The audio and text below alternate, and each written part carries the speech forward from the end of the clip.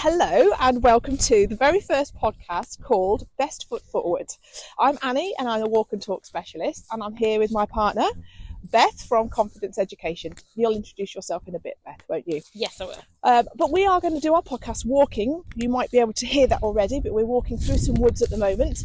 We're keeping it real. We said we wanted to be authentic, and certainly that's part of my role as a therapist with walk and talk therapy. And Beth and I link in with a lot of common ground, and we wanted to provide a podcast that was useful around topical things.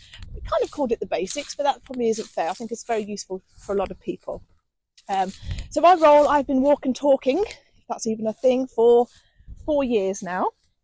And in that experience, supporting people from age 16 upwards in everyday things, really. But Beth, over to you. Introduce yourself. So yes, I'm Beth. I'm from Confidence Education.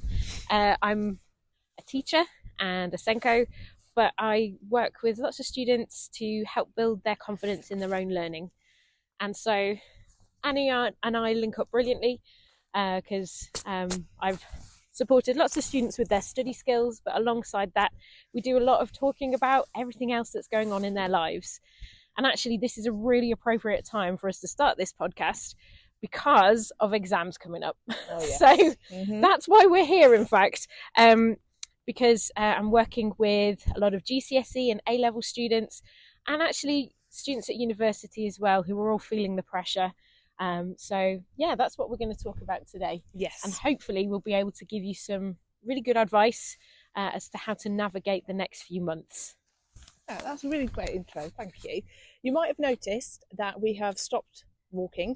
You might not have, but we are sitting, just to paint a picture for the listener, we're sitting in a wooded area. We've walked here, and we're sitting on a log that is covered in mushrooms, isn't it? Yes. Like fungi. And there's nothing more grounding than sitting outside. I think outside forces us to be mindful, because we have to think about what we're going to wear, what the terrain is like, and it's just a huge part of well-being in general, which links nicely into anxiety. So we are going to stop and sit here for a period of the podcast, and then we will pick up and we will stride forward as we sort of as we bring it to a close. Best Foot Forward, I think just before we start, should we talk about why we've called it Beth? Yeah, I think that's a good idea. We found this painful, trying to find a title. We really did. Beth did her surveys with her tutees, I've asked friends and family, and we've had every coordination that involves stepping, walking, striding, hopping, skipping, etc. And it was really, really difficult, but we landed on this one. And just to give you a bit of an insight in terms of the phrase, it's a phrase that's often used. Put your best foot forward. If anyone's ever said that to you, put your best foot forward. And then we thought, well, everybody's best foot forward is different, and therefore we shouldn't be aiming for a level where everyone has to have the same best foot. And also links into obviously the walk and talk therapy that I offer, but also Beth's title of her business, which is Confidence. A best foot is a confident move, we thought. Tenuous link, you might think, but we were happy. Yeah, we absolutely. Finally got there. And it brings in the movement that we are bringing into this podcast, walking while talking. Actually, it's just a great way to connect with people. And if you are struggling with things, go on a walk, talk with someone that you feel comfortable talking with. And honestly, it really does help. So today, go for it. Yes. we are starting off this journey with you, talking about anxiety. And this is because we are very aware that exams are on the horizon. And I'm saying horizon because they are a little way away. Like we're talking about this in March. Exams kick off in May. And the students that I'm working with are very aware that there is this distance between now and then. And actually the students that I work with handle that distance, handle feeling anxious over that time in very different ways. And I think the two extremes that I see are those students who work really hard all of the time. They in fact overwork because that helps them feel safe. It helps them feel as if they are doing so much work that everything is going to be okay. The other type of student, the other extreme, are students that are worried about their exams. They are aware that they're going to happen, but their reaction is to ignore the situation and not really do very much at all. And as we're coming up to the Easter holidays, this is a key time to take action. And we're going to talk about now about how, well, what that action might look like, and how the decisions you make over the next few weeks can help you prepare for those future exams. Yeah, and I'm nodding my head every time you were talking about all the different types of students that you work with and how they might cope. The two extremes you said, didn't you, about overwork and totally absorb, which is a horrible feeling because that's all your world is ever going to be for that period of time. And that was me, by the way. That was it. Yeah, that's what I completely empathise with. And then the other side you said was the guys that pretend it's not happening. Yes, but they are still worried about it and aware it's happening, but it's kind of too far away and too big a thought to take action now. And I think that's exactly it. It's too big. How do I break it down into bite-sized chunks? It's overwhelming. I'll tell you what I'll do is I'll not do anything. And I'll talk in a bit about anxiety creates that. It's a type of trauma response of fight or flight, and what you're describing there is just run away from it. Then it won't be there, but inevitably those students will still turn up for their exams, but less prepared maybe. So, and you talk about how you were. I think we're kindred spirits, because that was me. Yeah. I would make lists of lists of lists and revise and spend time doing it, but still worry, even though I knew I was putting the work in. And completely unaware at that age of what I know now, which is of what was actually going on. And if we think about it, anxiety as a summary, I would say, is it's wanting to be in control of something that you simply can't. Full stop. That's kind of what it makes us fearful, because who doesn't want to know what's coming up so they can prepare for it? And so you and I then, if we were that type of student, and you've got in your mind, I'm sure, those guys that you work with, you and I and them would be looking to get control. Yeah, absolutely. Isn't that what you were trying to do? On reflection? Yeah, on reflection. Yes, definitely. I felt a lot safer in my notes. And interestingly, as somebody now who helps coach students through revision and study skills, I wish I knew then what I know now, A, about myself, and B, about the things that I could do to help manage the situation better, if I'm honest. I used to rewrite notes about 10 times, and it used to take hours, and frankly it didn't help me remember it. So yeah, I wish that I'd known the advice that I'm giving other people as a young person. Well, that's what this is about though, isn't it? It is. Cascading. Yeah. But anxiety can pop up, right, in any part of our life at any time. So what is it about exams then?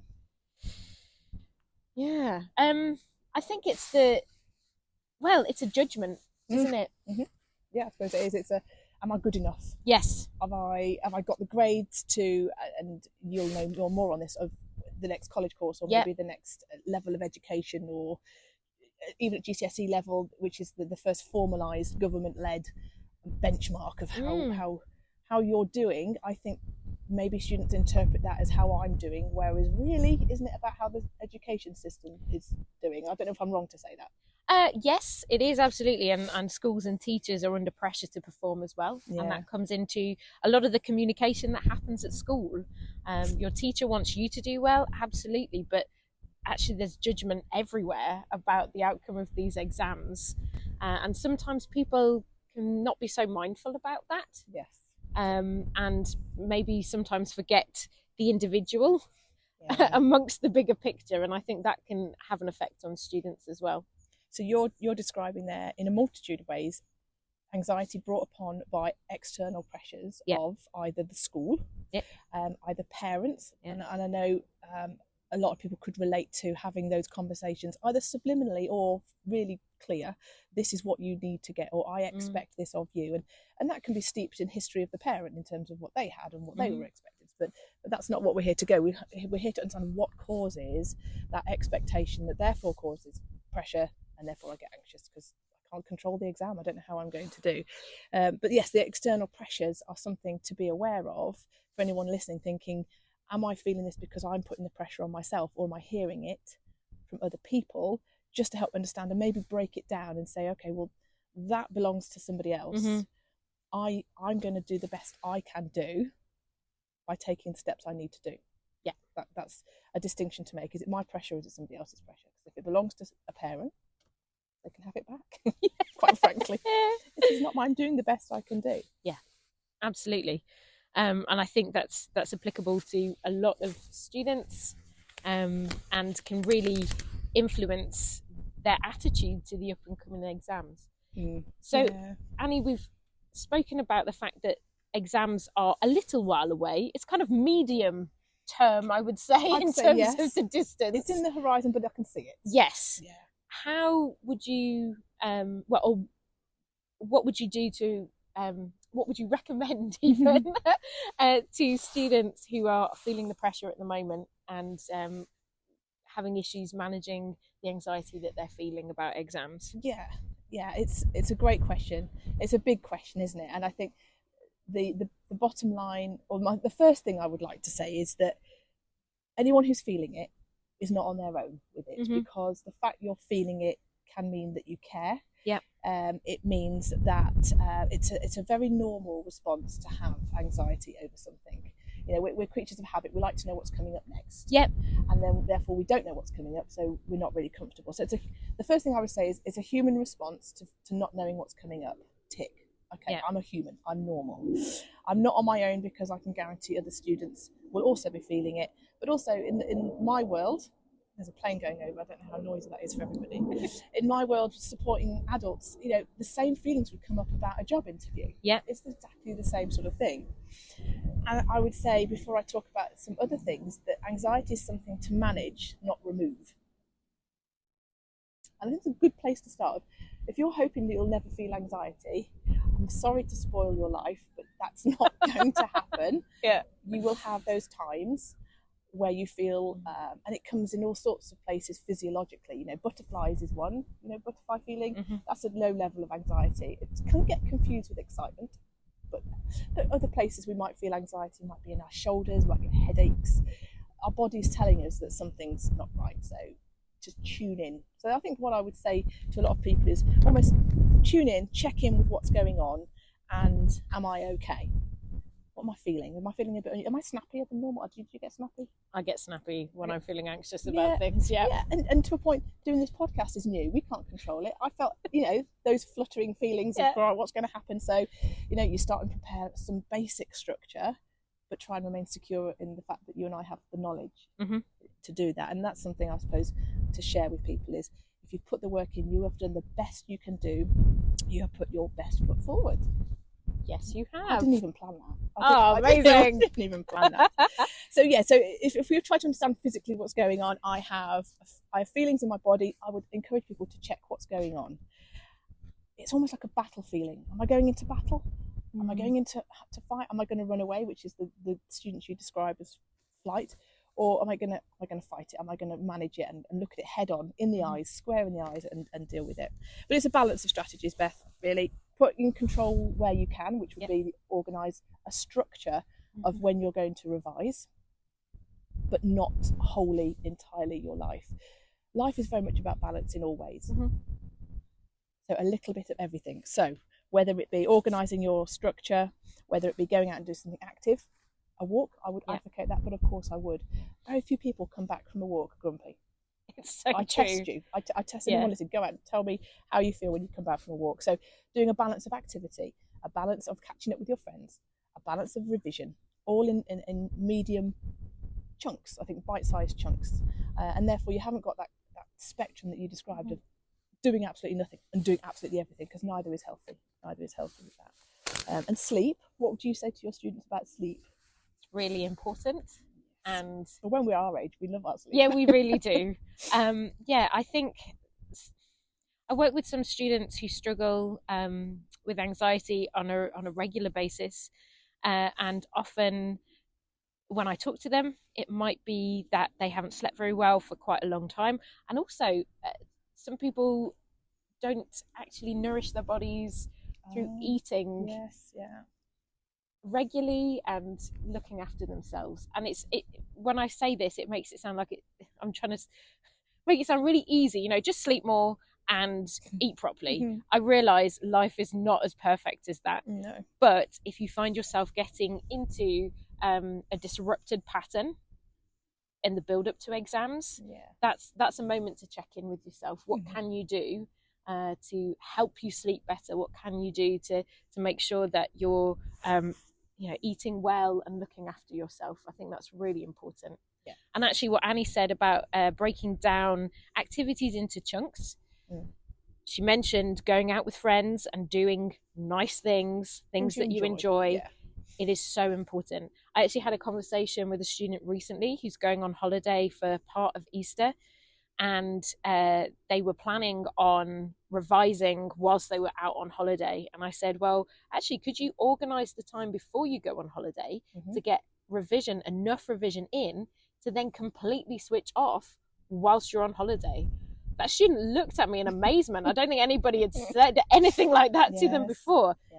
But actually, for me, that's a far better way to help you recuperate and rest. And it means that that student will then be going back into that last half term before their exams, feeling refreshed and relaxed and ready to go. Yeah, and clarity, clear head. Yeah, absolutely. Yeah.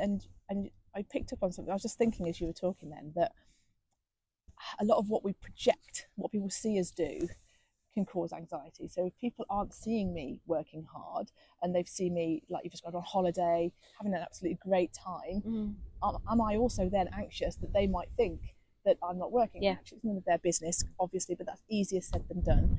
But that could, for some people, cause, we're trying to show people how committed we are to our exams. We're trying to show people that we've got it together and we're so academically organised, etc. And it's just not comfortable for some people. Yeah. So your description there is absolutely accurate of, let's put in place something I enjoy, and because when I come back to do my work, then I know I'll be in the best place to do it. But something else I was just going to offer, and again, my mind jumps around, so bear with me, but I also consider the language we use with anxiety. And you and I spoke about this before, about to say I have anxiety. So I have anxiety almost depicts an air of permanency. It's part of me because I have it. It is me. That's a dangerous sort of way to frame anxiety, because we can be thinking it's going to never leave us. I'm always going to have it, and therefore, we look out for signs that might make us anxious. Or I'm invited to a party, so because I have anxiety, I must look for the anxious things that are about to happen. If that small change of saying I'm feeling anxious, because you nodded when I was talking about it, to say, oh, I'm feeling a bit anxious now, that tells us that it's going to come, but it's also going to go. So it's more temporary. So I feel anxious about my exams, absolutely normal. Of course you do. So how can I manage it? You are a fully functioning person to think like that. I need to have that. But yes, I feel it. It comes, it goes. It's not something we can avoid, unfortunately, but we can manage it with a balance of strategies. And I appreciate it comes with an eye roll, eating properly, moving and sleeping. But I can't emphasize enough that they are the pillars of good well-being. And then with good well-being, we have more of a chance to be the best we can in any situation, whether it be social or the exams that you're talking about. Yeah, absolutely. And I think we started off this podcast saying about how everything we're talking about is different for everybody. We feel anxiety to different levels. Actually, balance for different people is different as well. Yes. It might be the best way for you to let off steam is a huge amount of exercise and come back and collapse in a heap. Or singing. It could be singing, it could be music, it could be reading. We all kind of have different activities that help us to kind of reconnect with ourselves and to look after ourselves and feel better. So we are giving you advice about finding that balance with the acknowledgement that actually everyone is different, and that's also okay. Of course it is. It is. Yeah. And we could spend hours talking about anxiety, and I know we're not going to, but anxiety is a comparative views can also create anxiety. So if you're comparing yourself to your peers, you're not being as kind to yourself as you could be, because we are all wired differently. We all have different attention spans, focus levels. I'm sure you see this. There are lots of different things that make me and you. But I'm happy that I've done the best that I can, and I've got the result that I can to do what I want as a career, or whatever next level of education that the exam will lead to. Brilliant. So, what do you reckon are the key takeaways from this conversation that we've had today, Annie? Key takeaway number 1 would be anxiety is absolutely normal. You're not broken. There's nothing wrong with you, I would say. The second one is everybody feels anxiety at some point. The third one is, and I haven't mentioned this before, but I'm going to put it in at the end if that's okay, which would be to check in on yourself when you're feeling different and say what's going on, what's causing this. But almost talk to it. I find this useful with client work, of saying, almost talking to anxiety like it's a person. So I feel anxious. You could almost imagine saying it, or say it out loud if it helps, to say, thanks for checking in on me, anxiety. Everything's absolutely fine. There's nothing to worry about here.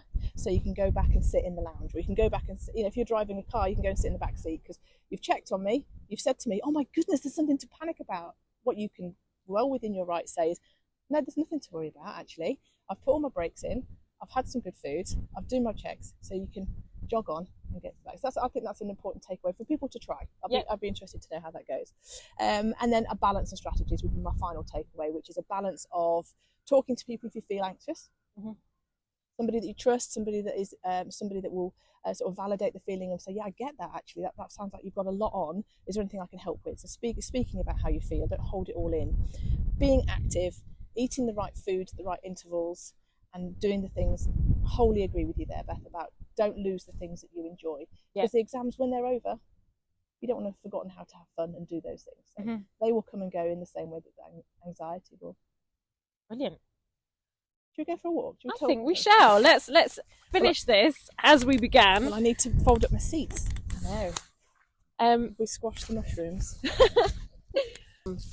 We are going to return to the topic of anxiety closer to the exams, because there will be a shift in momentum, and it's really important for us to recognise that and help and support.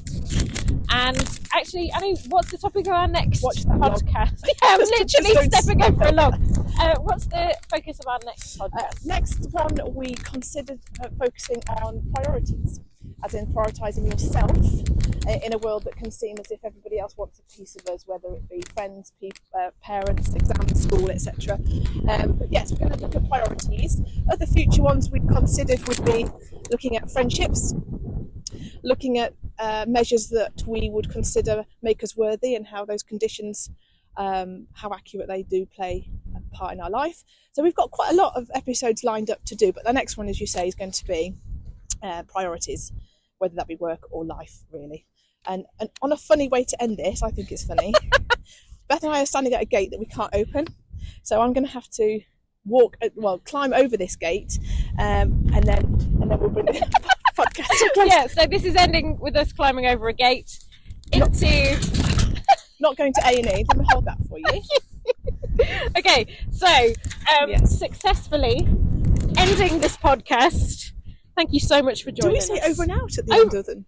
I don't know. It's been a pleasure, Beth. Thank you so much. It has been a pleasure. And look forward to the next one.